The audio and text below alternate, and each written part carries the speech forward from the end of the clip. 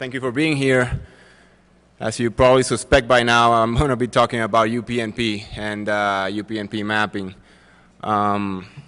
This is a turbo talk, so obviously this is going to be a little fast. I'm going to try to go into as much details as I can, but any other questions or whatever, you can just go to the Q&A and I'll answer any questions. So let's do a brief introduction. Who am I? Not very important, but I'm a security researcher. I started working with security at the tender age of 14. I used to hang out on Undernet and work with ISPs back in the Dominican Republic, which is where I'm from, cable companies and all that. So that's that. What is UPnP? UPnP is Universal Plug and Play. Universal Plug and Play is technology made by the UPnP Forum, which is a code name for Microsoft. They made it back in 1999, and the name probably gave it away that it was something made by Microsoft. The point of UPnP is to make devices work seamlessly, be it connectivity devices or networking devices or media devices. There are also other devices that can be used, but mostly that's what UPnP is used for. So, as you probably suspect, making devices work seamlessly is not a very good idea, or it's a good idea, but it's not very plausible. We're going to talk about specifically IGDs, or the part of UPnP that works with networking devices. As you probably suspect, to make the network devices work seamlessly, you need NAT traversal. How many of you were, raise your hands if you were in the Dan Kaminsky talk? All right. So you probably get the idea, or the basic idea. Basically a device on the LAN uses UPnP to automatically add port mappings on the device, so that extra one devices can access the LAN, which is a great idea, but as you will see, it's not that great if you make it like UPnP does. So IGDs are basically found mostly on DSLs and some other devices. Cable modems, not that much, because cable modems usually are bridged, but if something is routing and doing PPP, it's probably doing IGD.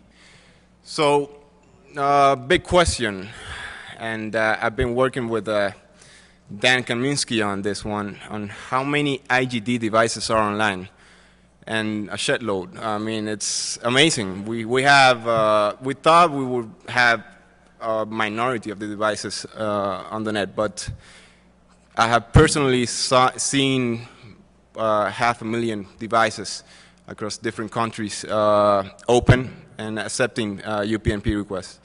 So let me, first of all, explain a little bit of how UPnP works briefly. Basically, you start with a discovery process, which relies on multicast UDP. It sends a multicast UDP, and any device listening replies back with a unicast UDP. This unicast UDP, probably you can't read it very well, but it's in the white paper. It describes or points out location, which is just an XML file describing the different services and devices available to execute on that UPnP device. After you get that unicast, which is the blue part, the yellow part, you get to the green part with this, which is unicast TCP. Basically, it's SOAP requests, and after that, after you get the SOAP request, the description of the device through XML, you send a SOAP request, which maps a port. You probably can't see it either, but over here you have different arguments that you can use, like least duration of the port mapping, internal client, external port, and remote host. Basically, your basic port mapping arguments.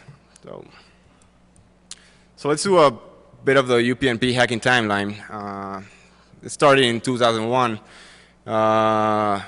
Came from FTU Security. He found a couple of denial of service attacks for the Windows XP stack. Obviously, UPnP was implemented in Windows XP first. Microsoft wanting to promote the technology. Then in 2001, again, EI published buffer overflows for the same stack. You probably remember that one. It was pretty popular. Then in 2003, Bjorn Stickler talked about UPnP information disclosure. Now, there's not a lot of information that's being thrown out by UPnP, but it's enough. It's not that good. You'll see with the demo how much information we can get. And then in 2006, Armin Hermel, that's a typo over the R missing, he started publishing UPnP facts on the site upnphacks.org. And he's basically, let's say, like one of the fathers of UPnP hacking. He has examined all the UPnP stacks and described which stacks allow some actions and whatnot. And then in 2008, we had an attack by GNU Citizen, which was pretty smart. It basically relied on the clients, internal clients of a network, sending SOAP through JavaScript. And basically the purpose of that was opening the web administration port of clients that access sites and such. So what are the main problems of UPnP? Well, first of all, it uses the word plug and play. I don't know if you guys remember Windows 98 and plug and play and the whole idea. It didn't work. I mean, it's not rocket science, and every time I see plug and play anywhere, I just have to look it up because I don't want to go through the same nightmares that we went through in the early or late 90s. So the other thing with plug and play, it's a pretty nice idea. We would love to have things plug and play, but it doesn't work good with security. I mean, you can't have secure devices plug and play, being plug and play. I mean, you need to authenticate something, you need to ask questions and all that. Well, that's one of the main problems of UPnP too. UPnP has no authentication whatsoever, at all. In fact, the only way they consider an entity that could actually execute commands is just if they have an IP assigned for, and which is ridiculous. I mean, it's like DEFCON sitting down and saying, oh, how are we going to let people in? How would we know who we would let in? And then someone said, if they exist, they can't come in, which is ridiculous. I mean, don't even go through it. After that, the other problems are that most stacks do not validate data. And what we mean by this is that, first of all, UPnP was made or designed for LAN use only. And that's not true, unfortunately. But not only that, port mappings were designed to work for internal hosts that wanted to traverse the net and add port mappings. So in this case, most stacks, or a lot of stacks, do not check if the internal IP is actually on the LAN or internal. So what that actually allows us is to stick any IP that we want in that port mapping. So if I want to say add a port mapping at the device pointing to Amazon IP at port 80, it's doable in most devices, which is also a little bit weird. The other problem is, as I was saying, UPnP was designed for LAN use, and most or a lot of devices use or allow indiscriminate WAN requests. I mean, requests of UPnP actions coming from the WAN, which doesn't make any sense. In fact, the UPnP protocol says not to do that. But to be, it's that the IGD version 1 protocol says specifically it's not recommended to do that. To give them credit, though, on the IGD version 2 paper, they made that sentence on caps, so I guess they're making a better point now. And on the other hand, we have devices that don't even log UPnP requests. I mean, we can play with it, do whatever we want with it, and no one will ever see it because the device doesn't have the capacity of logging in, which is also a bit weird. There's also a ton of other problems. We have command execution on some stacks, and as you saw, denial service and buffer overflows. In fact, denial service is so bad that when I was programming UMAP, or the tool I'm going to showcase, I accidentally crashed my modem like 1,000 times, and I didn't even do anything. I'm just sending bad requests, and the device will go dead. So the devices affected so far, we don't know yet how many devices are affected, but obviously some vendors have taken into account what's been going on, and we have Linksys, Edimax, Sitecom, Broadcom, which is not listed here. But the most common stack on the net, which is vulnerable, is the SpeedTouch or Thomson or now Technicolor stack. We have devices roaming around the net on big amounts. So UMAP, the tool, what is it? First of all, it's a SOX proxy server that forwards or pipes the request through UPnP devices. I'm going to explain it a little bit better and a little bit further down the road. It's also a TCP UDP scanner for hosts behind the IGD NAT. Basically, we can scan the services of the host inside the NAT from outside. And also a manual port mapper for UPnP devices. So how does it work? As I explained at the first part of the presentation, UPnP relies on multicast. So that is not a very good scenario for a one request or search. Obviously, we can't use multicast on the one. So basically what we do is we skip that part completely, and we just go on to fetching the XML description files, so the locations. It's pretty simple. It's like fetching HTTP files, not that big of a deal. And then it also uses the control part of the UPnP protocol, which is actually what executes the actions or the commands that UPnP allows on devices. So here's a flow diagram of more or less how UMAP works. It basically takes a list of IPs and starts scanning for open control points or UPnP devices. Once it receives a SOX request, if it has a positive UPnP device, it attempts to add a port mapping. Then it opens the connection and pipes the connection through to the SOX request, or the client that's making the SOX request. And after that, it attempts to delete the port mapping. And this is very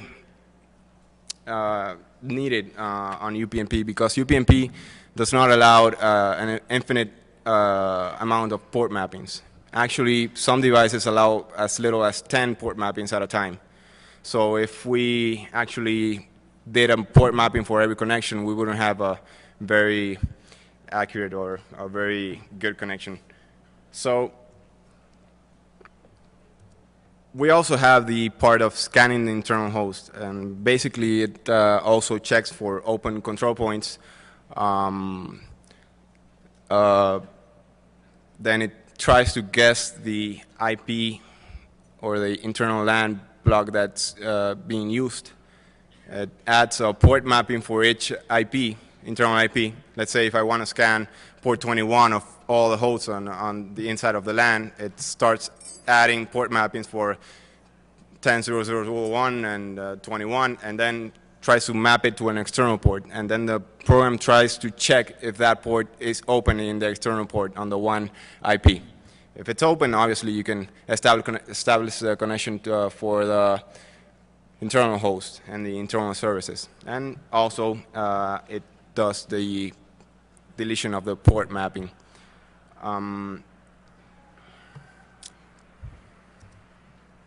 So what are the cons with UPnP mapping? A lot. First of all, the PnP stacks are buggy and unstable. It was kind of hard, or not that hard, programming UMAP. It's the one being distributed on the CDs it's very buggy, so I would suggest just downloading the new version when I release it tonight on the site. But basically, UPnP stacks, even though they're supposed to be in a standard, they don't behave on the standard, and they have minor differences. The other thing is that obviously we have limited bandwidth because we're relying on the upload bandwidth of the devices. And also, we have problems with protocols that have a heavy amount of connections. I mean, we can use UPnP mapping for maybe mapping ports for SSH, maybe some web requests. But if you get something like torrent or whatever, obviously it won't work that well. I mean, if we have only a limit of 150 or 200 mappings at a time, it's just not going to work. And the other thing is that some devices, even though they report that they open the port, they don't. They say everything's okay, 200 okay, and everything in the reply. But when you go and try to connect to the port, you have nothing. So that's obviously not very good. So let's do a little demo on UMAP, and let's go for the proxy mode. Let's see if I can get this to work. I had to modify UMAP so that the real IPs don't show, because I don't want my ass thrown in jail and raped. So when you get the real version, though, you can have all the fun you want. It shouldn't matter. In fact, there's also an issue on if this is. It's obviously maybe could be illegal, but not that much, because it's the same idea of an open proxy. It's just someone that has a badly configured device on the net that's allowing people to forward traffic. Obviously, you're not authorized for doing port mappings, but it's not actually breaking into the device. So maybe I won't get my ass thrown in jail. So here we go. I'm just going to scan a standard IP block, and it should start running right away. I don't know if you can see it back there. Can you? All right. So on the right hand here, we have the positive IPs.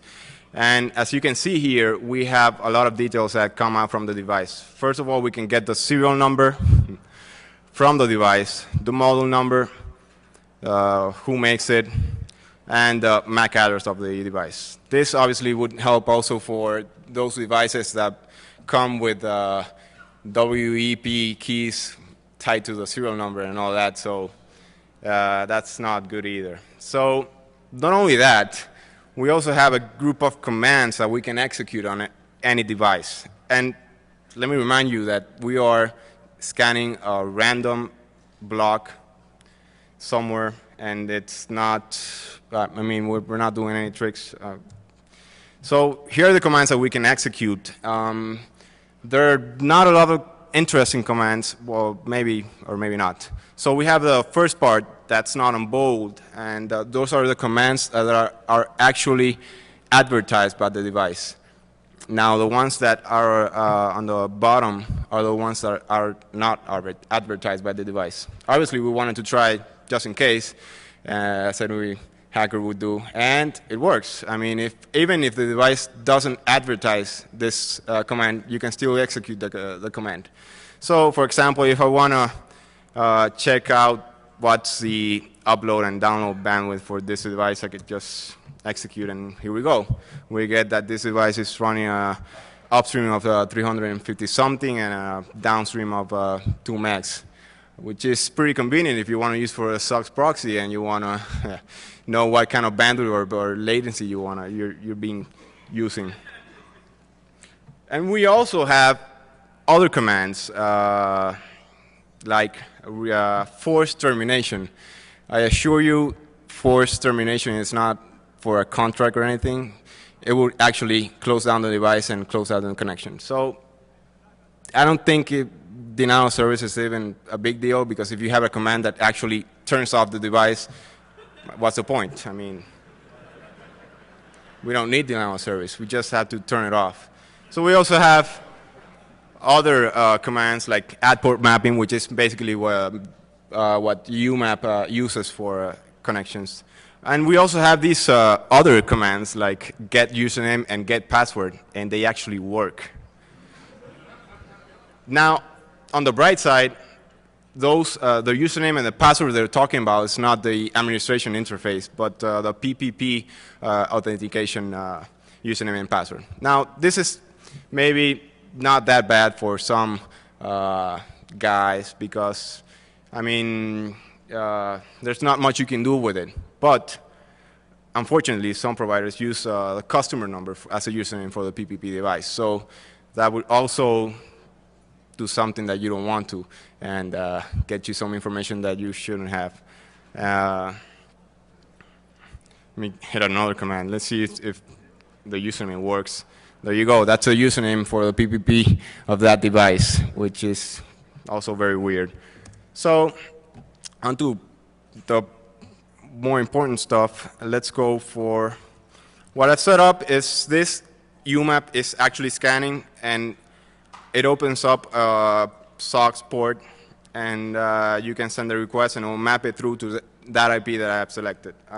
We can test it right here. I've set up a page to show this mapping. Let's see if it works.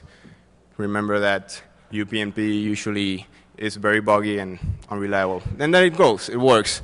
Now we have a very disturbing image of Bill Gates over there. But as you can see, we have the IP over there. You can test that URL out if you want to, and you can see that it'll point out the IP you're working at. If you can see in UMAP, this is the IP we have selected. Now, if I want to just use another device, like the one below, 244.6, then it should work too. Let's see. There we go. In fact, we can go on Google. I'll show you. You should go to the Google for the Dominican Republic, as this is a device for the Dominican Republic. Now, as you probably suspect, this is pretty bad. I mean, we have devices like this going on in the Dominican Republic, Colombia, Thailand, a lot of countries, and a lot of devices are going on like that. We also have another functionality of the UMAP, which is scanning for internal hosts. Now, I don't want to do live scanning of the host, because most hosts nowadays are using other gateway devices like Linksys wireless routers and all that, which block all the WAN requests. But if there are devices that have direct connections to other devices or PCs, then we could actually map. Let me show you a couple of mappings I did earlier on.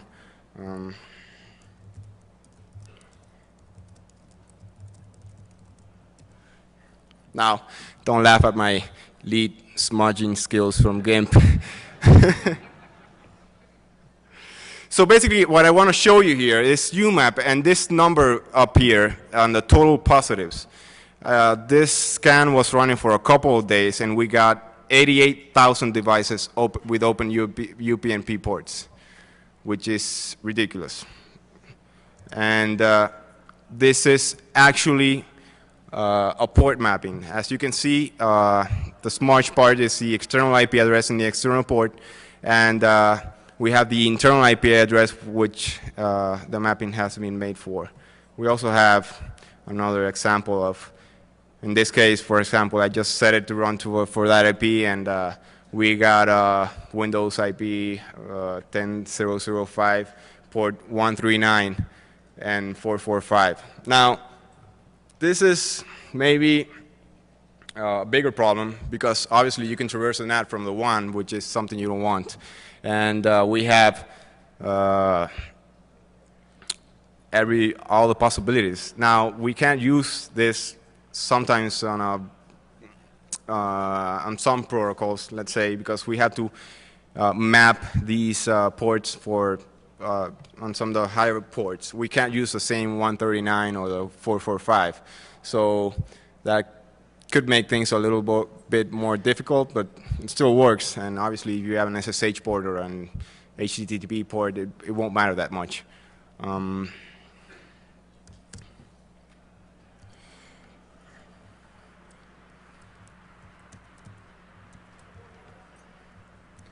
Let's keep on working here.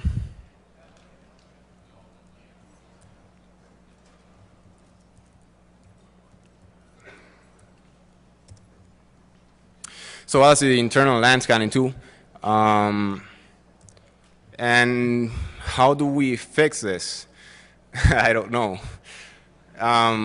There's no real solution or the best solution. First of all, we need to get everyone to be aware of this and start configuring their devices for UPnP, only accepting the action from the LAN side. Now, unfortunately, some devices, even if after you configure them to accept the actions from the LAN side, they just don't work. I mean, you can configure them and they will keep on working on the one side, which is pretty bad too. We also could work with ISPs, which could do some base configuration to disable by default the UPnP1 request. Now, this is a big problem because most ISPs just say, that's not my problem. That's the customer's problem. I don't want to, it's an industry problem, which is, yeah, deplorable. And on some cases, if you don't have any other choice, you could just disable UPnP all the way, which is not good. I don't know if you guys have used UPnP that much, but I'm a gamer, and you can't play with PlayStation and Xbox without UPnP, unless you have some kind of DMC or an external IP address pointing directly at your device.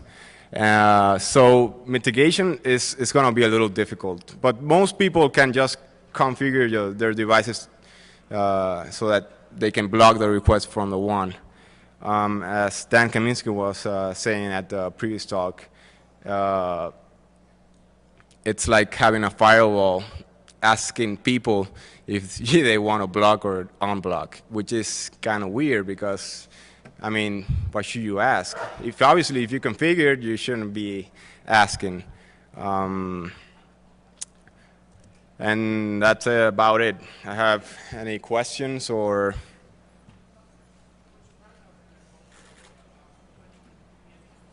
I'm sorry? Thank you.